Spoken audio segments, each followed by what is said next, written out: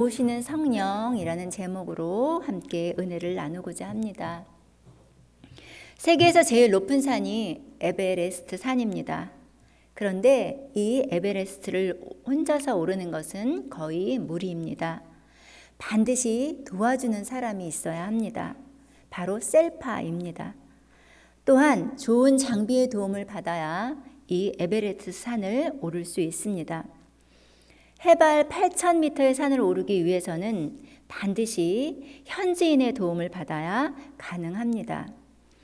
에베레스트 산 정상에서 사진을 찍은 모습을 보면 저걸 어떻게 찍었을까라는 의문이 드는데, 그것이 본인들이 찍은 것이 아니라 바로 이 셀파가 찍어준 것이라고 합니다. 이 셀파를 고용하려면 코스마다 다 다르지만 적게는 2,000불에서 6만 불을 줘야 한다고 합니다. 그것을 주면 에베레스트 산을 정상까지 올라갈 때까지 안내해주고 또 도와준다고 합니다.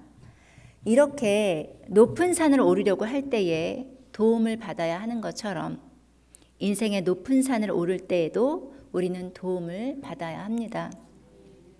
특히 신앙의 높은 산을 오르려면 반드시 도움이 필요한데 바로 성령님의 도움이 필요합니다. 우리는 누구라도 다 연약합니다. 그래서 죽음의 심판, 그 벽은 그 누구도 넘어설 수가 없습니다. 하나님은 이러한 우리의 연약을 다 알고 계십니다. 의인인 채 죄인이고 죄인인 채 의인인 우리의 연약을 아시는 것입니다. 그러므로 하나님이 우리에 대하여 주목하시는 것은 우리의 죄가 아니라 자녀로서의 삶에 대한 응답, 이를 위한 몸부림이라는 사실입니다. 이것이 은혜입니다. 여러분, 신앙생활을 잘하는 방법이 무엇입니까? 성령님의 도우심을 받는 것입니다. 전도를 잘하는 사람이 있습니다. 전도를 잘하는 방법이 어디 있습니까? 성령님의 도우심을 받아 전도를 하는 것입니다. 사역이나 봉사를 잘하는 비결을 아십니까? 성령님의 도우심을 받아 하면 그것이 잘하는 것이 됩니다. 성령의 보호하심과 인도하심이 결국은 우리 모두의 삶의 영역에서 승리하게 한다는 것입니다. 그래서 성령의 도우심을 통해 신앙생활도 잘할 수 있는 것처럼 기도도 이와 같습니다. 기도를 잘하는 사람의 특징은 자신의 의로 하는 것이 아니라 오직 성령의 도우심을 통해 정확한 것을 말하고 그것을 놓고 기도하는 것, 이것이 가장 필요한 것입니다. 그러므로 인생에서 성령의 도우심이 없이 나에게 이루어진 것이 어디 있겠습니까? 아무것도 없습니다. 인간의 모든 영역에 성령의 도우심이 있어야 비로소 살아갈 수 있는 것입니다. 요즘은 김장철입니다. 우리 교회도 월요일, 화요일 이틀간에 걸쳐서 김장을 했는데요. 이 김치를 버무릴 때 많은 재료가 들어갑니다. 그런데 그 중에 한 가지라도 빠지면 제맛이 나지 않습니다. 이와 같이 성령이 내 삶의 영적인 양념과 같은 분입니다. 내 삶에 빠진 곳이 하나도 없기 때문입니다.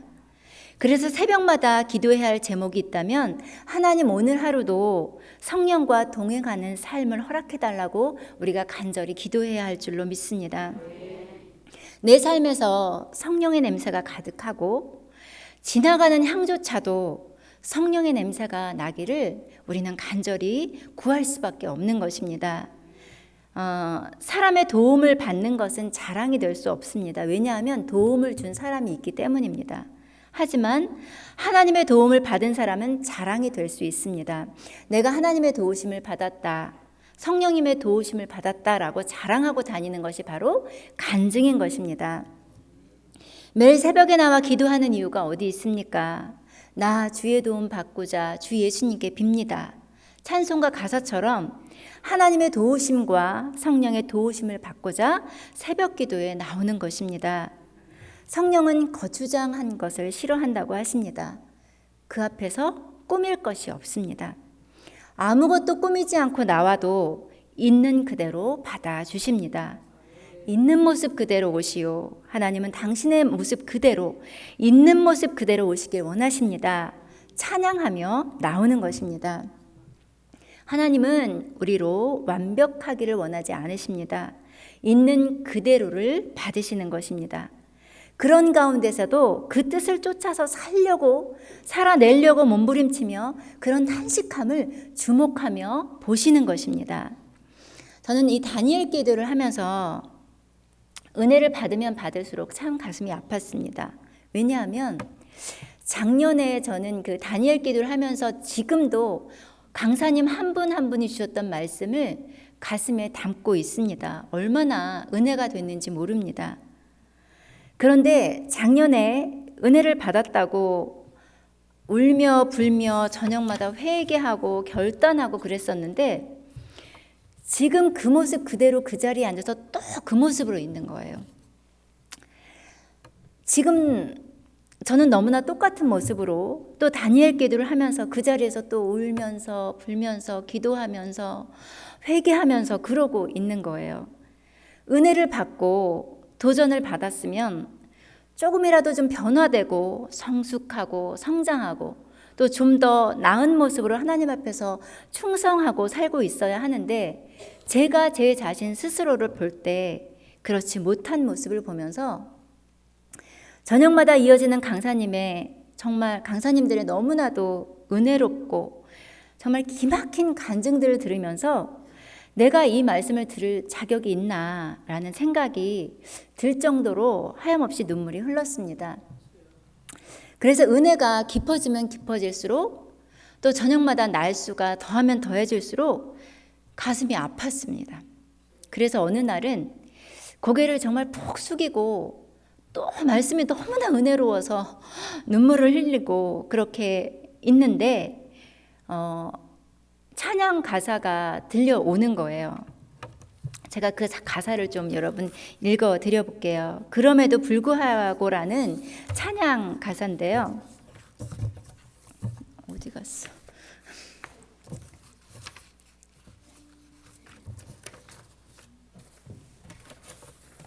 마음속에 어려움이 있을 때 주님 내게 먼저 오사 내 마음을 만지고 주님 앞에 나아올 수 없을 때 주님 날 먼저 안으시네. 그럼에도 불구하고 날 사랑하시는 내 하나님의 사랑은 나의 모든 걸 덮고 그럼에도 불구하고 날 안아주시는 내 하나님을 부를 때 아버지라 부르죠. 꼭 이 찬양이 하나님이 그날 저녁에 저에게 오셔서 이렇게 만지시면서 주시는 응답처럼 느껴졌습니다. 여러분, 저는 사실 가사만 읽어드리려고 했었는데 우리 이 찬양을 한번 고백으로 드려보면 어떨까요? 우리 함께 찬양하도록 하겠습니다. 마음속에 어려움이 있을 때 마음속에 어려움이 있을 때 마음속에 어려움이 있을 때 마음속에 어려움이 있을 때 마음속에 어려움이 있을 때 주님 내게 먼저 오사 내 마음을 만지고 주님 앞에 나올 수 없을 때 주님 앞에 나올 수 없을 때 주님 앞에 나올 수 없을 때 주님 앞에 나올 수 없을 때 주님 날 먼저 안으시네. 그럼에도 불구하고 날 사랑하시는 내 하나님의 나의 모든 걸 덮고 그럼에도 불구하고 날 안아주시는 내 하나님을 부를 때 아버지라 부르죠. 아멘. 아멘이시죠?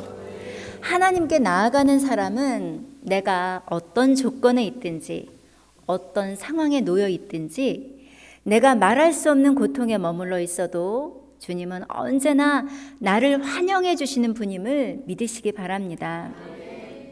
시편 50편 15절에 환난 날에 나를 부르라. 내가 너를 건지리니 내가 나를 영화롭게 하리라. 환난 가운데 해야 할 일이 무엇입니까? 하나님을 부르는 것입니다. 그러면 그것이 내가 하나님을 영화롭게 하는 도구라는 것입니다. 하나님께서 어디서 영광을 보여주십니까? 하나님께서 나를 도와주시다가 영광을 받으시는 것입니다. 그래서 성도가 해야 할 일은 자꾸 하나님께 부르짖는 것입니다.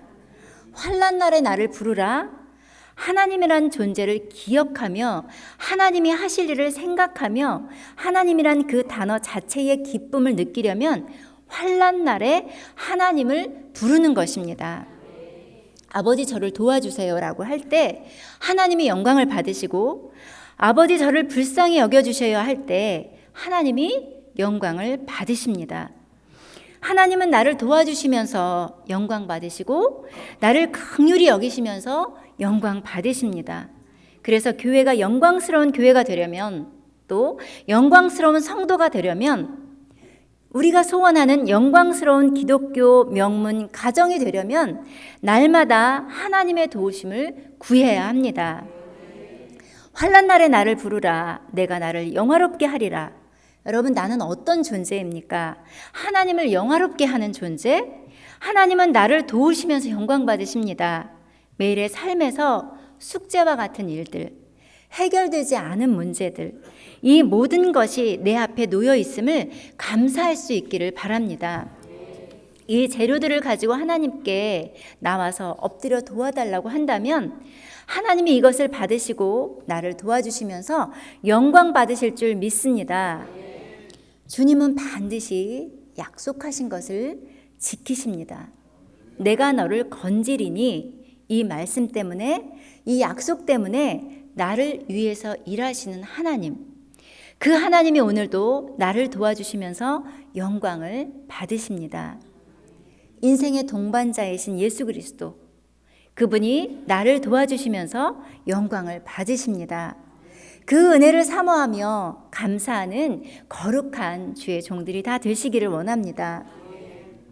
우리의 연약함을 아시고 몸부림치며 탄식하는 우리를 성령께서 친히 도와주시는데, 그 인도하심을 순종함으로 쫓아 사는 것이 바로 성령 충만한 삶입니다.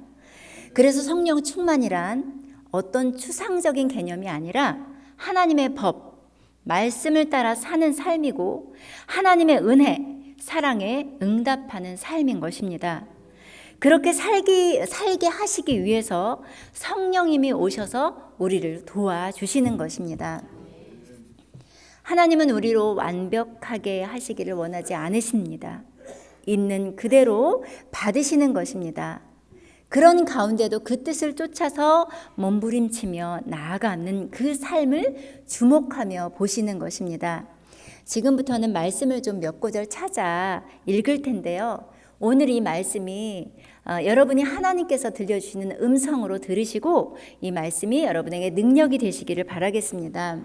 로마서 8장 35절 그리고 37절에 39절을 우리 함께 읽어보도록 하겠습니다. 시작. 누가 우리를 그리스도의 사랑에서 끊으리요?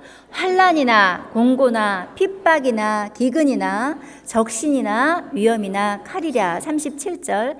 그러나 이 모든 일에 우리를 사랑하시는 이로 말미암아 우리가 넉넉히 이기느니라.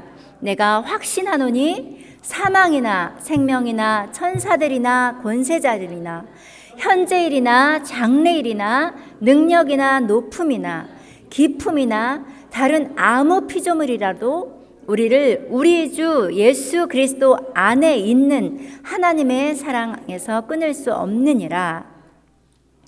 이렇게 우리는 주 안에 있는 자입니다.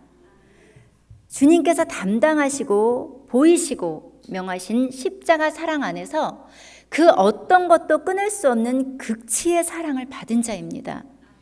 이 사랑을 받은 자로서 이 사랑에 응답하는 삶이 반드시 우리에게 있어야 합니다. 그래서 사도 바울이 우리에게 교훈하고 있습니다. 우리 골로새서 1장 21절에서 23절을 함께 읽도록 하겠습니다. 시작. 전에 악한 행실로 멀리 떠나 마음으로 원수가 되었던 너희를 이제는 그의 육체의 죽음으로 말미암아 화목해 하사 너희를 거룩하고 흠없고 책망할 것이 없는 자로 그 앞에 세우고자 하셨으니 만일 너희가 믿음에 거하고 터 위에 굳게 서서 너희 들은 바 복음의 소망에서 흔들리지 아니하면 그러하리라.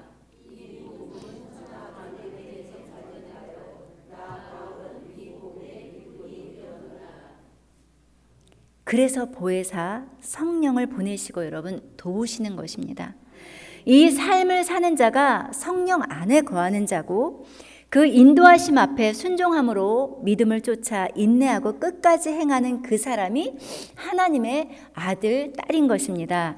그러므로 우리가 어떻게 살아야 할까요? 우리 마지막으로 다시 로마서 8장 12절에서 14절을 같이 읽도록 하겠습니다. 시작. 그러므로 형제들아 우리가 빚진 자로 돼 육신에게 져서 육신대로 살 것이 아니니라. 너희가 육신대로 살면 반드시 죽일 것이로되 영으로서 몸의 행실을 죽이면 살리니 무릇 하나님의 영으로 인도함을 받는 그들은 곧 하나님의 아들이라. 할렐루야. 그래서 오늘 본문 26절에 이와 같이 성령도 우리의 연약함을 도우시나니 라고 한 것입니다. 도우신다는 말은 함께 담당케 하다는 뜻입니다. 거들어주다, 맞잡아주다 라는 의미의 말입니다.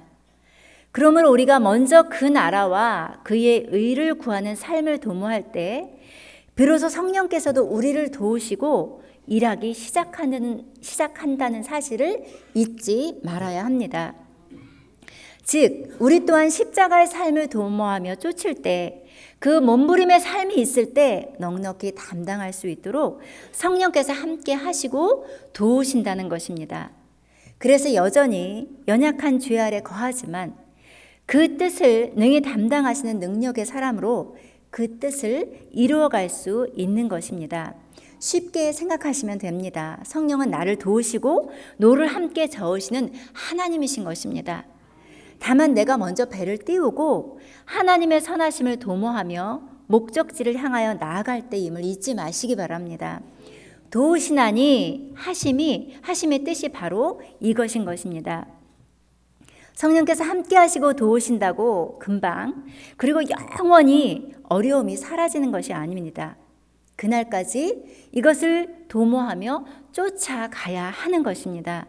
그때마다 성령께서 도우시고 우리로 이 소망의 터를 굳게 잡고 나아가므로 그날의 그 영광에 이르도록 인도하시기 때문입니다. 그래서 그 땅에서의 삶은 그날을 준비하는 삶이요, 현재 구원, 생활의 구원, 두렵고 떨림으로 이루어가는 구원이라고 하는 것입니다.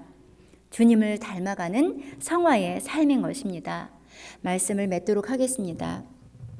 그러므로 우리는 이제 먹든지 마시든지 무엇을 하든지 다 오직 하나님의 영광을 위하여 도모해야 하는 것입니다. 이것이 먼저 그 나라와 그의 의를 구하는 삶이요, 그리하면 이 모든 것을 너희에게 더하시리라 하신 약속의 복을 누리게 되는 삶, 이것이 바로 성령 충만한 삶인 것입니다. 우리 모두 성령 충만합시다. 아멘. 기도하겠습니다.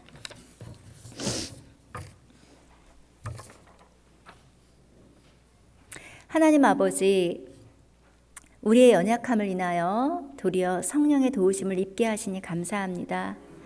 부족함에도 여전히 넘어지기를 밥 먹듯 함에도 우리와 늘 함께 하셔서 도우시는 성령 하나님 감사합니다. 또한 연약한 우리를 위해 성령께서 말할 수 없는 탄식으로 우리를 위하여 간구하심에 감사드립니다.